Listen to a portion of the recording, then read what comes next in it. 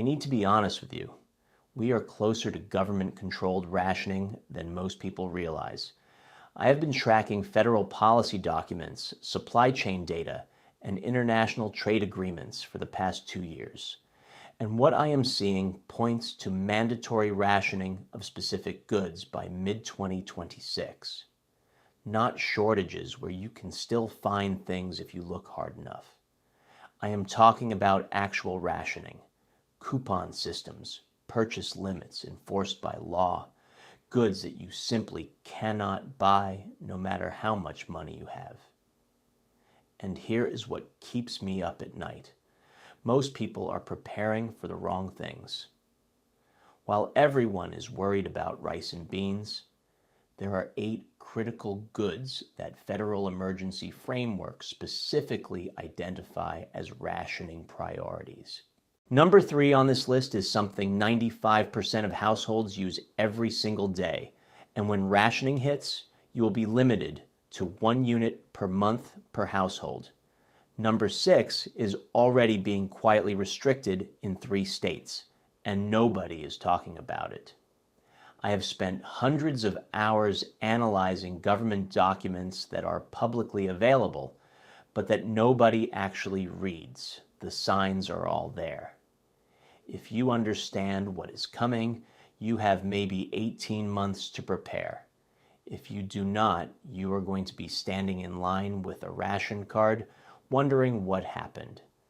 Before we get into this, make sure you hit that subscribe button right now, because this information could make the difference between your family being comfortable or desperate when rationing begins. Let's get into it. Rationed. Good number 1 is gasoline and diesel fuel. This is the big one, and it is not a conspiracy theory. The federal government already has a complete rationing framework in place. It is called the Emergency Petroleum Allocation Act, and it is sitting there ready to activate. Here is what most people do not understand. The government does not need a catastrophic event to trigger fuel rationing. They just need sustained supply disruptions or price instability that threatens national security. We are already seeing the foundation being laid. 17 states have implemented digital fuel tracking systems in the past 2 years. They will tell you it is for tax purposes, but these systems are designed to enforce rationing when it begins. I talked to a guy who works in state fuel regulation last year. Off the record, he told me they have been running rationing simulations since 2023. They have tested coupon systems, digital allocation apps, and enforcement mechanisms. It is all ready to go. Here is how it will work. Each household will be allocated a certain amount of fuel per week based on household size and employment status. You will probably get a digital rationing card that tracks your purchases. Once you hit your limit, you are done until next week. No amount of money will get you more fuel. Think about what this means. If you are allocated 10 gallons per week and your commute uses 12, you are immediately in crisis mode. What do preppers do wrong with fuel? They store 5 or 10 gallons and think they are set. That is maybe 2 weeks of normal driving. Here is my strategy. I keep 60 gallons rotated in proper containers with stabilizer. I replace it every 6 months by using it in my vehicles and refilling. But more importantly, I have reduced my fuel dependency. I set up my life so that if fuel rationing hits, I can survive on minimal fuel. I live close to work, I have bicycles, and I have planned alternate transportation. Here is the reality nobody wants to hear. You cannot stockpile your way out of fuel rationing if it lasts years. What you can do is buy yourself 6 to 12 months of normal life while everyone else is panicking. During the 1970s fuel crisis, rationing lasted nearly 3 years in some areas. People who prepared in advance maintained relatively normal lives. People who did not spend hours in gas lines and had to restructure their entire existence. Rationed good number 2 is prescription medications. This one is already happening in slow motion, and most people have not even noticed. I have been tracking FDA drug shortage reports for 3 years. The number of critical medications in shortage has increased 300% since 2021. We are talking about antibiotics, blood pressure medications, diabetes medications, and even basic pain relievers. Here is what is coming. The federal government will implement a prescription rationing system that prioritizes medications based on medical necessity scores. If your condition is deemed non-critical, you will be moved to the back of the line. I have a family member who works in hospital administration. She told me they are already receiving directives to prepare for medication allocation protocols. They are running tabletop exercises on how to decide who gets medications when supply cannot meet demand. This is happening right now. Here is the nightmare scenario. You depend on a daily medication. Rationing begins. Suddenly, you can only get a 2-week supply at a time instead of a 3-month supply. Then it drops to a 1-week supply. Then your medication is reclassified as non-essential and you are waitlisted. What can you do? Talk to your doctor now about getting a 90-day supply instead of 30 days. Many insurance companies allow this. Rotate through it so nothing expires. For over-the-counter medications, stock up now. Pain relievers, antihistamines, stomach medications, buy extra every time you shop. I keep a year's supply of basic OTC medications. It cost me maybe $200 spread over 6 months. But here's the critical part. If you take a prescription medication that you absolutely cannot live without, work with your doctor to build a reserve. Be honest about your concerns. Many doctors understand what is coming and will work with you.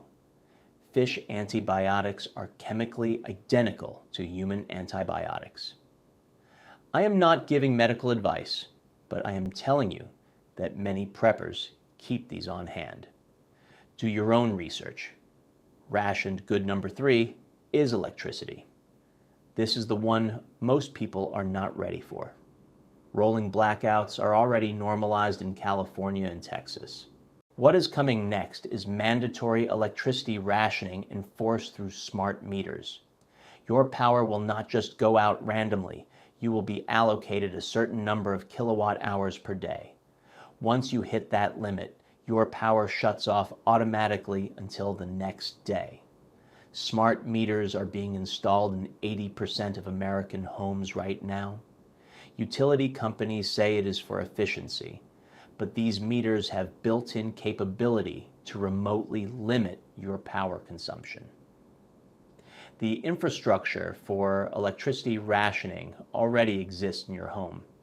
Last summer, during a heat wave, a power company in Colorado remotely adjusted customers' thermostats without permission. That was a test run. Here's how to prepare. First, reduce your dependence on grid electricity. Get solar panels if you can, even a small system.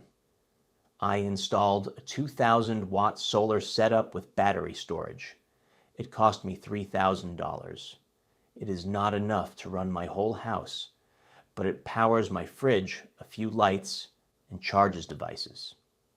That is life-changing during rationing.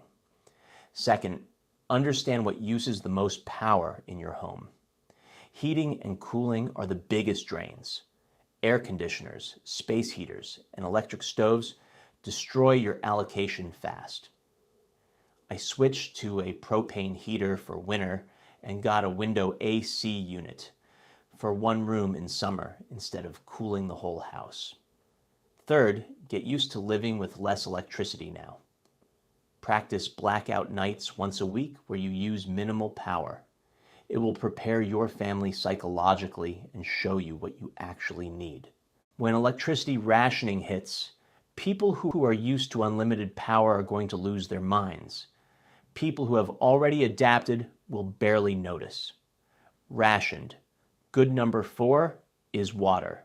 Municipal water rationing is coming to most of the United States within 3 years.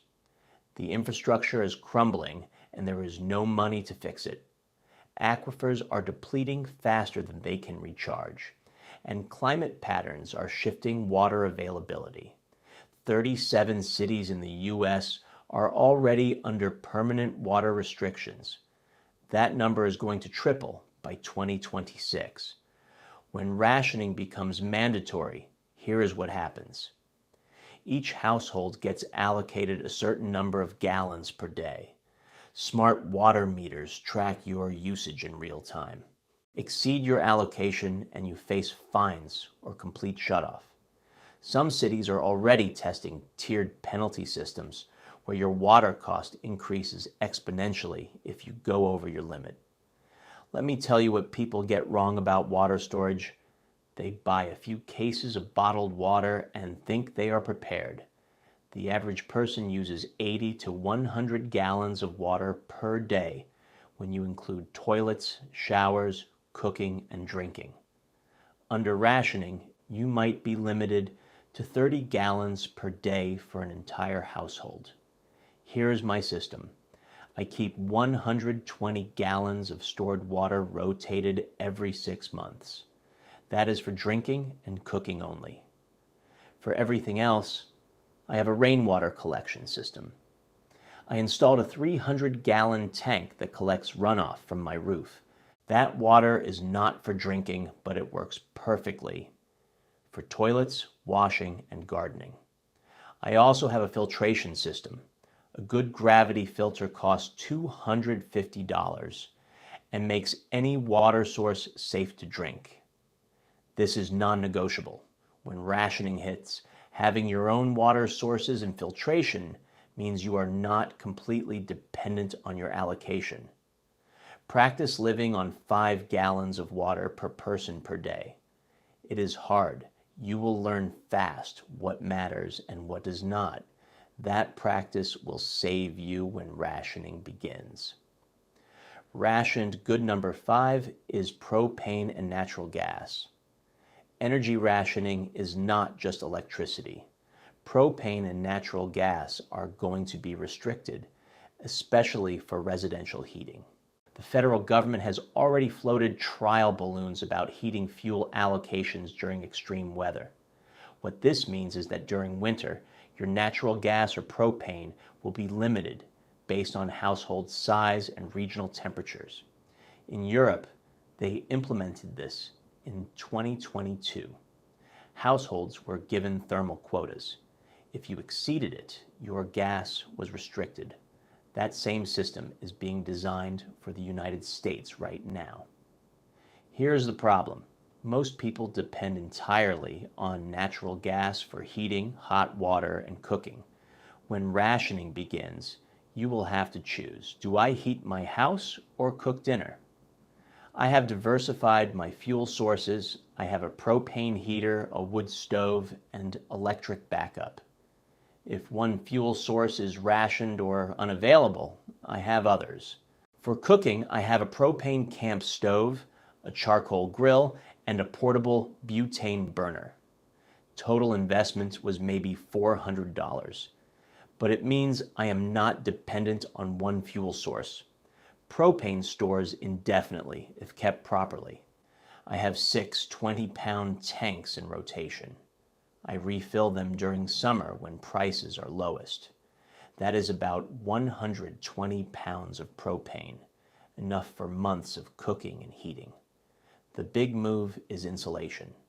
The less heat you need, the less you are affected by rationing. I insulated my attic, sealed air leaks, and installed thermal curtains. My heating costs dropped 40%.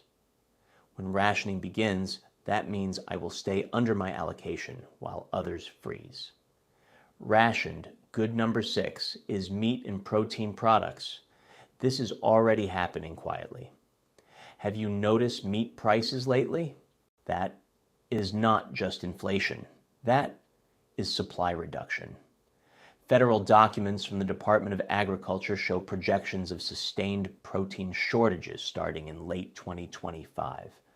Bird flu has devastated poultry. Cattle herds are at 50-year lows.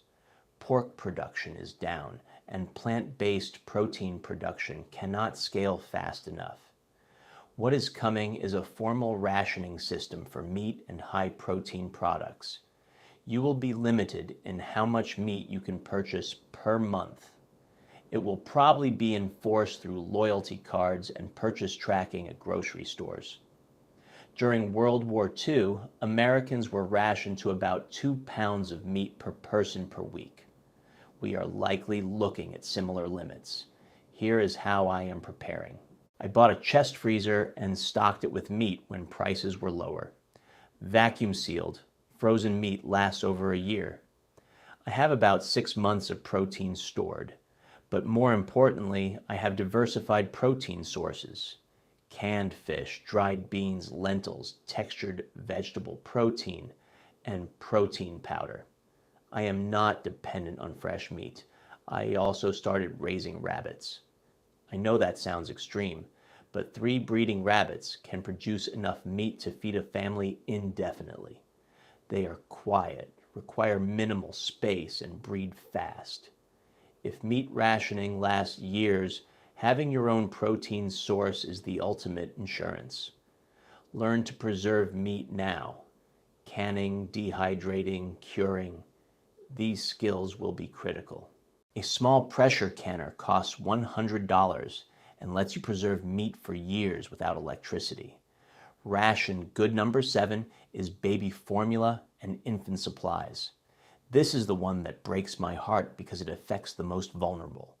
We already saw a preview in 2022 when baby formula shortages caused panic. That was a temporary supply chain issue. What is coming is sustained scarcity.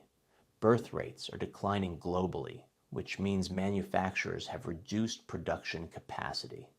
That capacity cannot be ramped back up quickly. When demand spikes or supply disruptions occur, there is no buffer. Federal emergency plans include infant formula rationing protocols. Parents will be required to register and will receive allocation vouchers. Here is what terrifies me about this. Infants cannot just eat less. They have specific nutritional needs, or they suffer permanent developmental damage. If you have an infant or are planning to have children, you need to prepare now. Stock at least 6 months of formula if your baby uses it.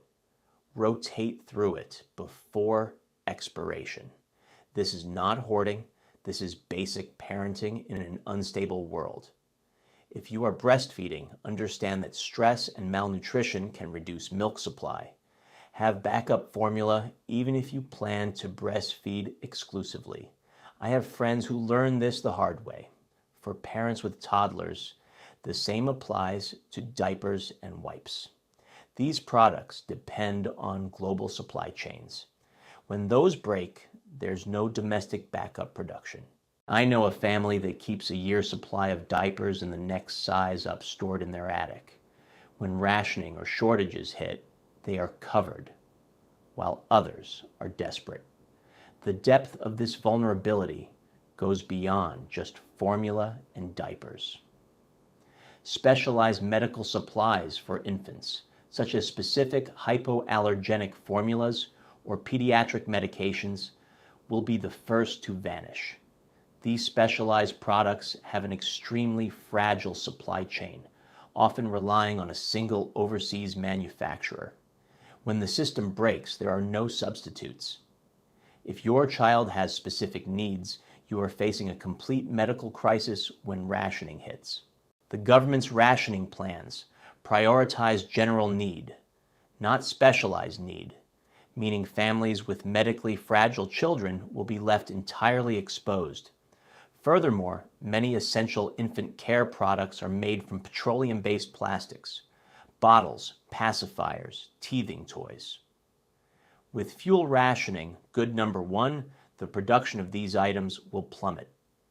The preparation here is not just about stockpiling, It's about finding sustainable alternatives and learning ancestral skills. Can you sterilize glass bottles? Do you know how to make cloth diapering work if wipes disappear? For formula, research and invest in alternative, high-protein nutritional supplements that can be mixed into a safe, emergency caloric paste only under extreme duress and with pediatric guidance. The preparations is a race against time, not for comfort, but for the fundamental well-being of your child. Do not wait for the next shortage headline. Act now, 799 characters. Rationed. Good number 8 is internet and data access. This is the one nobody is talking about. Internet access will be rationed based on social credit scores and priority tier systems. It is already happening in other countries. China rations internet bandwidth based on citizen scores. Europe implemented data caps during the energy crisis. The infrastructure is being built here right now. The FCC has been running pilot programs for emergency internet allocation protocols.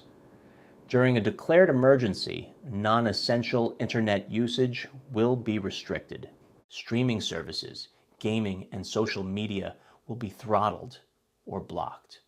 Only essential services will have full access. What determines essential? That is decided by federal agencies.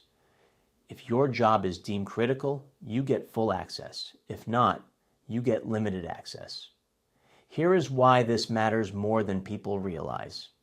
In a rationed economy, information is survival. If your internet is restricted, you cannot access news, coordinate with family, or work remotely. You are cut off. What can you do? Download critical information now. Medical guides, repair manuals, survival information. Get it offline. I have 3 terabytes of information stored on hard drives. No internet required. Learn to use offline communication, ham radio, CB radio, mesh networks. These do not depend on the internet. A basic ham radio setup costs $200 and lets you communicate when everything else is down. Build local networks now. Know your neighbors. Have phone trees and in-person meeting points.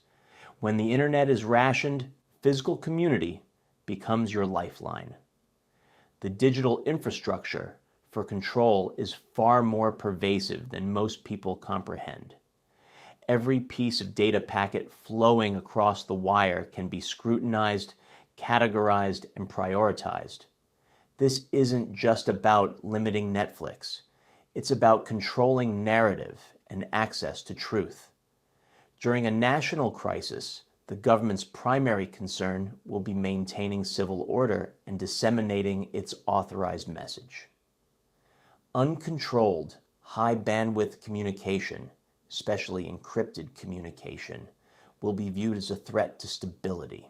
They don't have to fully shut down the internet. They just need to slow it down enough to make dissent difficult and real-time coordination impossible. Imagine trying to verify conflicting reports on a localized crisis when your connection speed is capped at 56K modem speeds and VPNs are effectively blocked. The psychological effect of digital isolation in a world accustomed to instant information is a powerful tool for control.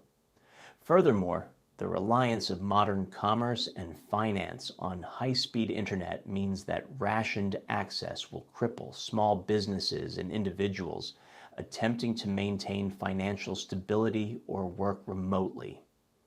Your ability to transfer funds, pay bills, and access your digital life will be a controlled privilege, not a right. The preparation here involves more than just storing data. It involves mastering low-tech, resilient communication methods and creating a secure offline backup of your financial and identity documents. A small satellite communication device, while expensive, could be the ultimate insurance policy for maintaining external communication when ground-based infrastructure is throttled. The key takeaway is this: the internet will transition from a utility to a weapon of control. Prepare to live, work, and communicate without it. Look, here is the reality. Rationing is not some distant possibility. The infrastructure is being built right now. The legal frameworks are in place. The government simulations are complete. All that is missing is the trigger event. And frankly, there are about a dozen potential triggers currently in play. You have maybe 18 months to prepare before this becomes reality. The good news is that if you start now, you can set yourself up to weather rationing with minimal disruption. While everyone else is panicking, you will already have what you need.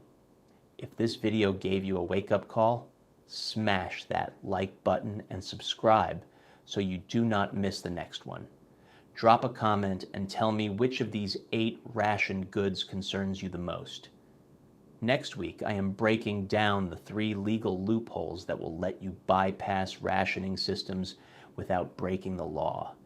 You definitely want to see that. Stay safe out there.